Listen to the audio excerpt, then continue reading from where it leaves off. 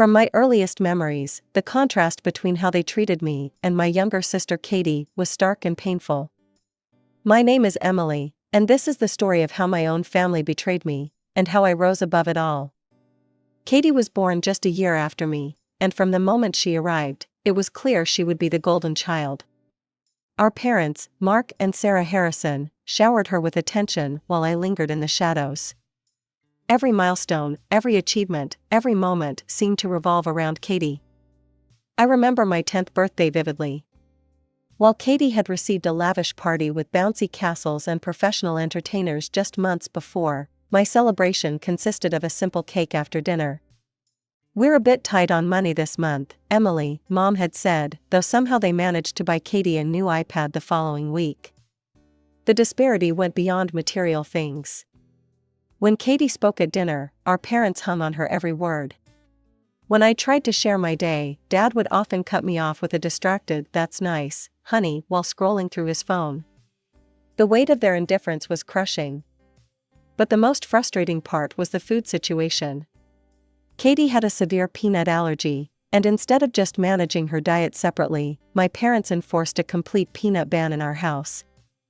I loved peanut butter sandwiches, they were my favorite lunch, but I wasn't allowed to have them, even at school. "It's not fair," I remember telling my grandmother Rose one afternoon while helping her bake cookies. "Why do I have to eat everything Katie eats? I don't have allergies." Grandma Rose was my sanctuary, the one person who saw me for who I was. Her warm kitchen became my refuge, a place where I could speak freely without fear of being dismissed or overlooked. "Your parents are making a mistake, sweetheart," she'd say, her wise eyes filled with understanding. "They think they're doing what's best, but they're not seeing how it affects you." I watched her measure flour into a bowl, the familiar motions comforting. Yesterday, Mom bought Katie new dance shoes because she said she might want to take lessons. But when I asked to join the science club, she said it was too expensive. Grandma Rose's face hardened. "I've tried talking to your mother about this, Emily. Just last week, I told her she needs to treat you both equally." "But Sarah," she sighed, shaking her head. "She claims Katie is more talented, more outgoing. Says you're too introverted, that it's harder to connect with you." Her words stung, but they weren't surprising. I'd overheard similar conversations before, my parents discussing how Katie was the special one, the daughter with all the potential. Meanwhile, I was just there.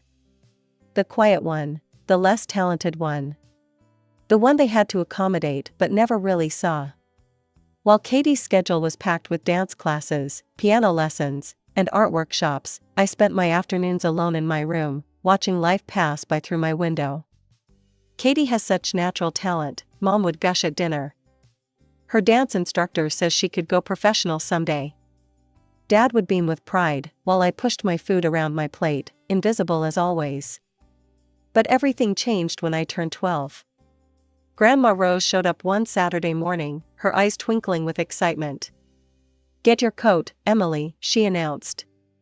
"I've enrolled you in the Advanced Young Scientists program at the community center." That program changed my life. Suddenly, I was immersed in a world of experiments, equations, and endless possibilities. Our instructor, Dr. Chen, didn't see a quiet introvert, he saw a curious mind hungry for knowledge. When I correctly solved a complex algebra problem in my first week, he high-fived me in front of the whole class. By 14, I wasn't just excelling in science and math, I was standing at podiums, articulating arguments about climate change and social justice. People actually listened when I spoke. The shy girl who used to hide in her room was gone, replaced by someone confident, someone with opinions and the courage to express them. Emily's presentation on renewable energy was outstanding, my debate coach told my parents at a school meeting. "She has a real future in scientific research if she wants it." I'll never forget Katie's face that day, the way her smile tightened, her eyes narrowed. She wasn't used to sharing the spotlight, and my growing popularity at school clearly bothered her. The changes were obvious to everyone. People started stopping by my locker between classes. I was elected to the student council. Suddenly, I had friends who valued my opinions, who invited me to study groups and weekend hangouts. For the first time in my life, I felt like I belonged somewhere. That's when Katie started her whisper campaign. "Mom, Dad," I heard her one evening, her voice dripping with fake concern. "I saw Emily behind the gym today. She was kissing Tommy Martinez. And last week, it was Jake from her debate team." I burst into the kitchen. "That's a lie. I've never." "Katie wouldn't make this up," Mom cut me off. "She's worried about you, Emily. These boys, these late-night study sessions, it's not appropriate." "But I'm just..." "No more going out after 6, Dad announced. And we'll be monitoring your phone calls from now on. It's for your own good, Emily." "What about my debate team meetings? My science club?" "You can participate in school activities," Mom said. "But afterward, you come straight home. No exceptions." I looked at Katie, who was hiding a smirk behind her hand. She'd won again, and we both knew it. My newfound freedom was being stripped away, all because of her lies. As we grew up, Katie's antagonism toward me grew more pronounced. It wasn't enough for her to control my social life through our parents. She started targeting my belongings and the few friendships I'd managed to maintain despite the restrictions. One morning, I found my science project drenched in water, the careful calculations I'd spent weeks on bleeding into illegible smears.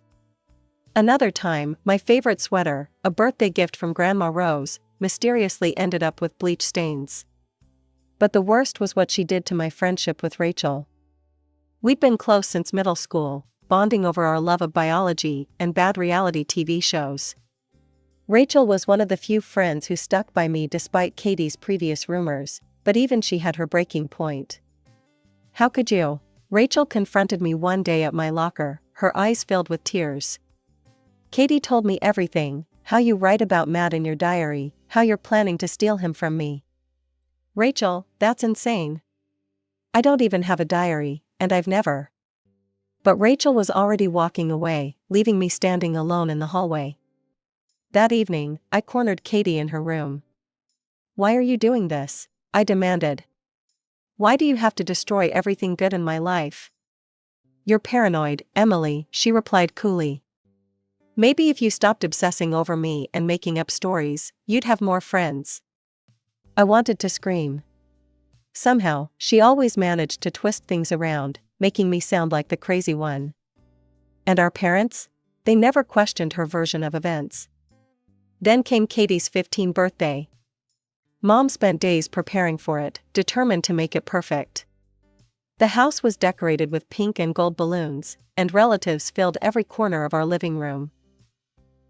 The cake was Mom's masterpiece, 3 tiers of vanilla buttercream, Katie's favorite. Everyone gathered around to sing "Happy Birthday," and Katie blew out her candles to enthusiastic applause. But something was wrong. After a few bites, Katie's face changed. Her hand went to her throat, her eyes widening in panic. Mom recognized the signs immediately, an allergic reaction. "The EpiPen," Dad shouted, already running for Katie's emergency kit. Mom held Katie's hand while Dad administered the injection, and gradually, her breathing steadied. The party atmosphere evaporated instantly. Relatives huddled in concerned groups, while my parents tried to understand what had happened. "How did peanuts get in the cake?" Mom kept asking, checking and rechecking her recipe. I was so careful. That's when Katie spoke up, her voice still raspy. "I saw Emily in the kitchen earlier. She was doing something with the cake." "What? No," I protested. "I wasn't even near the cake." But Katie pressed on. "Check her purse," she whispered. "The blue one, by the door." Dad grabbed my purse before I could react. And there it was, a small jar of peanut butter, one I'd never seen before, sitting right on top of my wallet. "She could have died," Dad's voice boomed through the living room. "What were you thinking, Emily?" I stood there, trembling, as my parents hurled accusations at me. The jar of peanut butter in Dad's hand might as well have been a smoking gun. "I didn't do it," I repeated, my voice getting smaller each time. Please, you have to believe me. Katie sat on the couch, an oxygen mask still near her face, but I caught the slight upturn of her lips. She was enjoying this, enjoying watching my world crumble around me. Our relatives shifted uncomfortably, whispering among themselves. Aunt Jane pulled her daughter closer, as if I might try to poison her next. Uncle Bob wouldn't even meet my eyes. The only person who moved toward me instead of away was Grandma Rose. Now wait just a minute, Grandma's voice cut through the chaos. Everyone needs to calm down and think about this rationally. Did anyone see Emily put it there? This needs to be properly investigated. Everything is already clear, Dad interrupted. Emily, go to your room. We'll deal with this later. The next few days were a nightmare. At home, my parents acted like I was invisible. They'd leave the room when I entered, lock away all the food, and whisper behind closed doors. At school, word spread quickly. People moved away when I walked down the hallways, as if attempted murder was contagious. After 3 days of this torture, I couldn't take it anymore. I found Katie alone in her room, scrolling through her phone. You need to tell them the truth, I said, closing the door behind me. This has gone far enough. Katie looked up, and the smile she gave me was chilling. You know what's funny, she said, setting her phone down. I've been planning this for months. Waiting for the perfect moment. The birthday party was just perfect timing. Something snapped inside me. Years of pent-up frustration, anger, and hurt exploded. I lunged at her, grabbing her shoulders. We crashed to the floor, knocking over her bedside lamp. The noise brought our parents running. They found us wrestling on the ground, both screaming. She confessed, I shouted as Dad pulled me off Katie. She just told me she planned the whole thing. She planted the peanut butter in my purse. Stop lying, Katie shrieked, crocodile tears already flowing. See? She's crazy. She attacked me. That's enough. Mom's voice was ice cold. Pack your things, Emily. We can't have you in this house anymore. What? No, please. You're dangerous, Dad declared. We'll call your grandmother. Either she picks you up by morning, or we're calling social services. I fell to my knees, begging them to listen, to understand. But their faces were stone. Katie stood behind them, and through my tears, I could see her satisfied smile. Grandma arrived at dawn, her ancient station wagon idling in our driveway. As I loaded my hastily packed bags into her car, she confronted my parents one last time.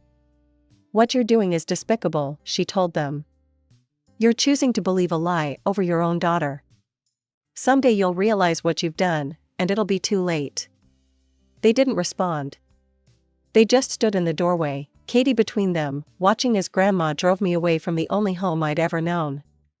Living with Grandma Rose was like finally being able to breathe after years of suffocation. Within a month, she had legally adopted me, handled all the paperwork for my transfer to Riverside High School, and converted her sewing room into my bedroom. At Riverside, nobody knew about the birthday party incident or Katie's lies. I was just the new girl with good grades and a quiet smile. Slowly, I started making friends again, real friends this time, who didn't have Katie whispering poison in their ears. I threw myself into my studies with renewed passion. Without Katie's drama and my parents' constant criticism, I flourished. My SAT scores were nearly perfect. I graduated as valedictorian, my speech focusing on resilience and the power of second chances. My parents didn't come to the graduation ceremony. I'd sent them an invitation, more out of formality than hope, but received no response. It hurt, but less than I expected. Grandma Rose's proud tears as I accepted my diploma meant more than their absence. I'd been accepted to several prestigious medical programs, but the tuition fees were daunting. Before I could even mention student loans, Grandma Rose pulled out a folder. I've been saving for this since you were 12, she said, showing me her college fund for me. I always knew you were meant for great things. Those 4 years of dental school were intense but rewarding. I lived in a tiny apartment near campus, worked part-time at a cafe, and studied until my eyes burned. Through it all, Grandma Rose was my rock, listening to my excited phone calls about successful procedures, and never once doubting my chosen path. I had no contact with my parents or Katie during this time.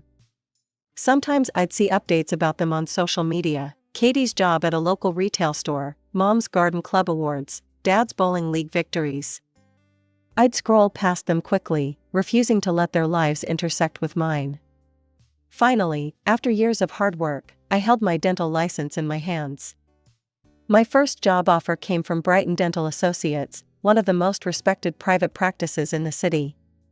I posted a photo of my diploma and license on Facebook, adding a simple caption: Dr. Emily Harrison, DDS. Dreams do come true. The response was overwhelming. Old school friends, distant relatives, even my third-grade teacher left congratulatory comments. Aunt Jane, who'd pulled her daughter away from me at that fateful birthday party, wrote, "We're all so proud of you, Emily." Uncle Bob posted, "Incredible achievement, kiddo." Looking at those messages, I realized something profound. I'd done more than just survive my family's betrayal, I'd transformed it into fuel for my success. My phone rang on a quiet Sunday afternoon. The number was familiar, though I hadn't seen it flash across my screen in years. Mom. My hand shook as I debated whether to answer. "Hello?" I finally said, my voice steadier than I felt. "Emily, sweetie." Mom's voice was syrupy sweet, the tone she used to use when asking Katie's teachers for deadline extensions. "We saw your announcement about becoming a dentist. We're so proud of you." I said nothing, waiting. "We've been thinking about you," she continued, filling my silence. "Your father and I, well, we'd love to have you over for dinner. Just to catch up. As a family." I shouldn't have agreed. Every instinct told me to decline. But curiosity, or maybe that stubborn little part of me that still craved their approval, won out. "What time?" I heard myself asking. The next evening, I pulled up to my childhood home in my new Mercedes. The house looked smaller than I remembered, the paint peeling slightly around the windows. I dressed carefully: designer blouse, tailored pants, the pearl earrings Grandma Rose had given me for graduation. Armor, in its own way. Mom opened the door before I could knock. "Emily." She moved as if to hug me, then seemed to think better of it. Come in, you look so professional."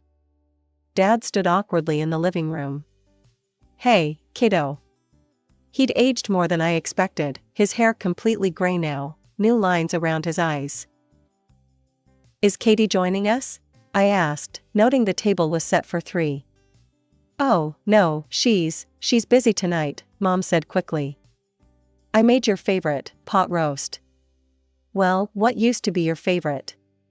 Dinner was a strange dance of forced smiles and careful questions. They asked about dental school, about my practice, about where I was living now. I answered politely but briefly, offering no openings for deeper conversation. "So," Dad said, pushing his potatoes around his plate, "dentistry must be lucrative?" And there it was. "I do all right," I replied neutrally. "She drives a Mercedes, Mark," Mom commented, as if I wasn't sitting right there. "And you mentioned an apartment, Emily?" "Yes, I bought a place downtown." "With a mortgage, of course." They exchanged glances. Mom set down her fork with a sigh that seemed rehearsed.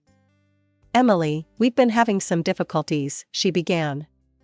"Your father, well, the company downsized last month. And my arthritis is making it harder to maintain my full schedule at the salon." "That must be tough," I said, taking a sip of water. "We were wondering." Dad cleared his throat. "That is, maybe you could." "Have you asked Katie for help?" I interrupted. Mom's face fell. "Katie's struggling too. Retail doesn't pay much, and she's barely making ends meet as it is." I placed my napkin on the table and stood up. "Well, I'm sorry to hear about your situation, but I won't be able to help." I heard them calling after me as I walked to my car, but I didn't look back. The message from Mom came during my lunch break at the clinic. Emily, we need $20,000. Your father and I are about to lose the house. As our daughter, you have an obligation to help us. I stared at my phone, a strange calm settling over me. Finally, an opportunity. I'll give you the money, I typed back, on one condition: publicly admit on social media that I never put peanuts in Katie's birthday cake. Admit that you threw me out of the house because of Katie's lies. Tell everyone the truth. The typing bubble appeared and disappeared several times. Finally, after what seemed like hours, her response came through: we can't do that. It would destroy our family's reputation in the community. People would judge us. Surely you understand? I laughed without humor. Then you understand that I won't be giving you any money. Surely you understand? The response was immediate this time: after everything we've done for you. I turned off my phone and went back to work. 2 hours later, during my afternoon break, I saw Katie's name light up my screen. Something made me hit the record button before answering. Hello, Katie. You heartless bitch, she snarled, her voice dripping with venom. Mom's crying because of you. They're about to lose everything, and you're playing games? I'm not playing games, I replied calmly. I'm asking for the truth. I want them to admit what they did to me. What you did to me. Never going to happen, sis. You know why? Because it would hurt me. And they'll never do anything to hurt their precious Katie. Her voice took on a sing-song quality. They've always loved me more, you know. Even after I told them about the peanut butter. My heart stopped. What do you mean? Oh, didn't you know? She laughed again, the sound chilling. A few months after you left, I told them I planted that jar in your purse. They didn't even care. Dad just said it was probably for the best that you were gone anyway. That's how much they prefer me over you. My hands were shaking, but I kept my voice steady. You admitted it to them? Of course I did. I was so proud of my plan, I had to tell someone. And guess what? They didn't care. Each word was punctuated with malicious glee. They'll never admit it publicly because it would make me look bad. So you can forget about your little confession demand. The line went dead. I sat there, staring at my phone, the recording safely saved. After all these years, I finally had proof. My sister's voice, admitting to everything: the setup, the lies, our parents' willful blindness. With steady hands, I crafted the Facebook post that would change everything. No dramatics, no accusations, just the truth, finally set free. Many of you remember the incident at my sister's 15th birthday party, I wrote. The day my parents kicked me out of their house for allegedly trying to harm my sister with peanuts. For years, I've carried the weight of that false accusation. Today, I'm sharing my story not out of vengeance, but because the truth deserves to be heard. I detailed everything: the years of favoritism, Katie's escalating lies, my parents' blind devotion to her. I explained how they'd recently reached out, not to apologize, but to demand $20,000 from me. And now, I wrote, I have proof of what really happened that day. Listen to this recent conversation with my sister. I attached the audio file. Katie's voice, clear as day, bragging about planting the peanut butter in my purse. Admitting that our parents knew the truth but chose to protect her anyway. The cruel laugh as she described their indifference to ruining my life. Within minutes, the post exploded. Aunt Jane wrote a lengthy apology. Uncle Bob called me directly, his voice thick with tears as he expressed his regret for believing the lies. Even my old friend Rachel reached out, finally understanding why our friendship had really ended. Then came the angry messages from my family. Take that down immediately, Mom demanded via text. You're destroying this family, Dad bellowed in a voicemail. I'll sue you for recording me without permission, Katie threatened. I responded to them all with the same message: all communications are being recorded and archived. My lawyer has copies of everything. Any threats or harassment will be dealt with legally. Please do not contact me again unless it's through proper legal channels. They must have finally realized I wasn't that powerless teenage girl anymore. The messages stopped. The calls ended. The social media harassment ceased. Grandma Rose came over the night after I made the post, carrying a bottle of champagne. "To the truth," she said, pouring us each a glass. "And to you, my brave girl. I couldn't have done any of this without you," I told her, fighting back tears. "You were the only one who believed in me when everyone else turned away." She took my hand, her eyes bright with pride. "I never doubted you for a second. And look at you now, successful, strong, finally free of their lies. Do you think they'll ever admit what they did? Try to make amends?" Grandma Rose shook her head. "Some people would rather live with their lies than face the truth about themselves. But that's their burden to bear, not yours." She was right, of course. She usually is. My parents and Katie chose their path long ago, just as I chose mine. They'll have to live with the consequences of their choices, just as I built a life from mine. These days, I focus on my practice, my friends, and my relationship with Grandma Rose, the one true parent I've ever known. The past doesn't haunt me anymore.